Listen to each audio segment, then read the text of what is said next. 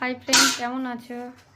আজকে সবার বাড়িতে নিশ্চয়ই পিঠে করা হচ্ছে, আমাদেরও হয়েছে। আজকে আমাদের দুধ পিঠে হয়েছে। এই যে দেখো আমাদের কড়াই, আমাদের বাটি সবাইকার খাওয়া হয়ে গেছে। এক বাটি পিঠে হয়েছিল আমাদের দুধ পিঠে, সবাইকার মোটামুটি ভাগ করে খাওয়া হয়ে গেছে। এই দেখো পিঠে, আমাদের দুধ পিঠে। এই দেখো আমাদের দুধ পিঠে। নমা পিঠের পায়নি বলে একটা কড়াই নিয়ে বসেছে খেতে। ফাঁকা পেয়েছে, এটা আর কি এক্সট্রা পেয়েছে কড়াই চাটাটা। এই দেখুন আমাদের ছেলেটা আজকে চার্জার ভেঙেছে।